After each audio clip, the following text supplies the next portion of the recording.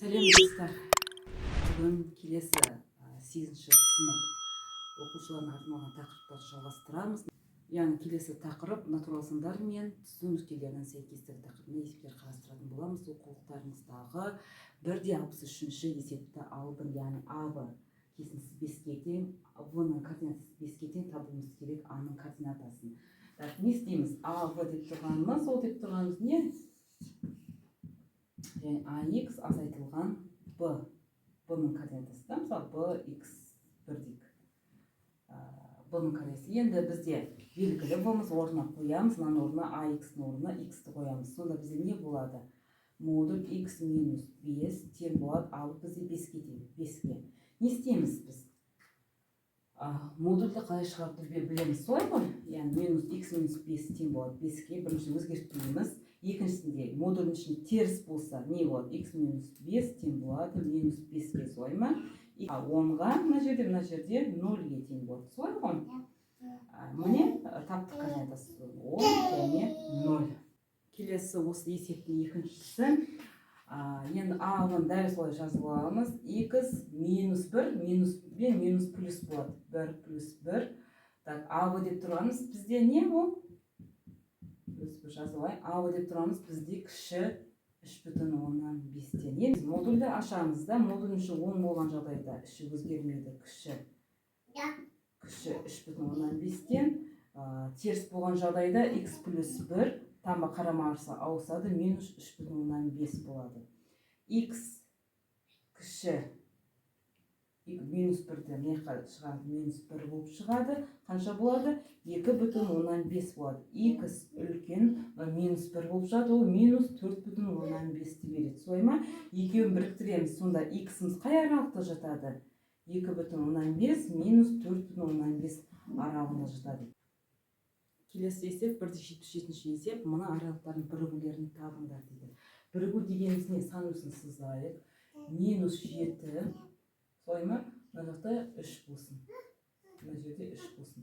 Мынау 2 мен 4 аралы. Мынау 2 мен 4 аралығы, мынау минус 7 мен 3 аралы. Бірігу деп тұрамыз, барлық жерін, екі кесіндінің барлық аймағын аламыз. Ал қиылысу болатын болса, онда қиылысу болса мына аралық болатын. Екеуінің бірге қиылысқан жерлер ғана болатын. Ал бірігу болса барлық жерін аламыз. Түсінікті? Сонда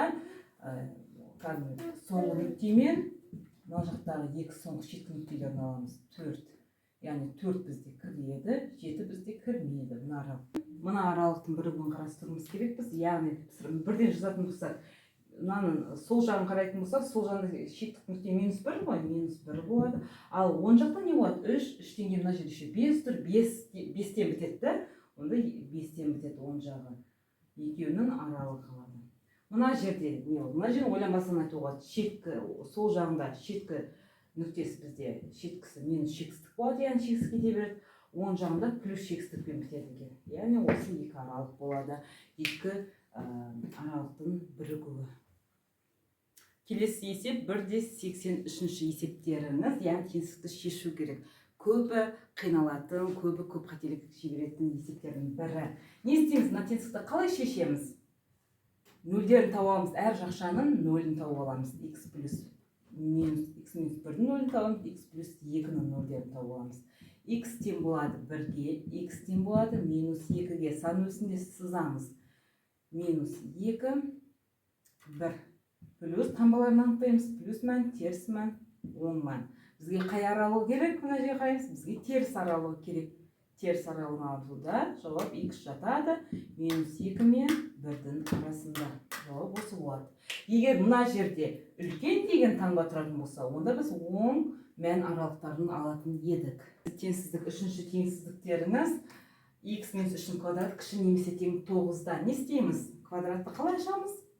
Квадратпен жұмыс жасаған кезде, квадратты ашқан кезде біз модульмен жазамыз. Модульді ұмытпаймыз, балалар. X минус 3 модульде. Квадратын ашқан кезде кіші немесе тең 3-тен.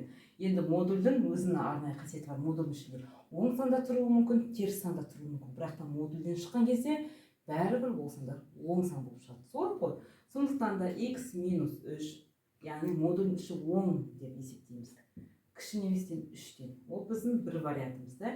Екінші вариантымыз қандай? Теріс болған кезде минус x минус 3 кіші неттен 3 болған кезде. Яғни екі жағдайын қарастырамыз. Модульдің іші 10 болған жағдайын және модульдің іші теріс болған жағдайын. Екі жағдайды қарастырамыз. Әр кезде сөйтіп істейміз.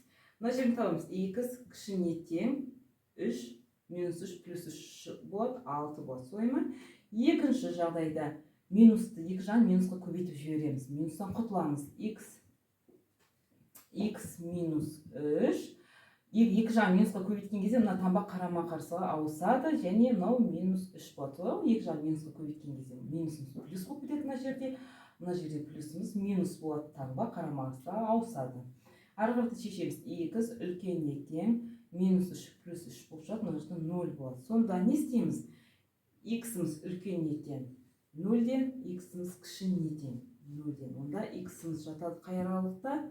0 мен 6 аралығында. 0 де 6 да шешімдерге кіреді.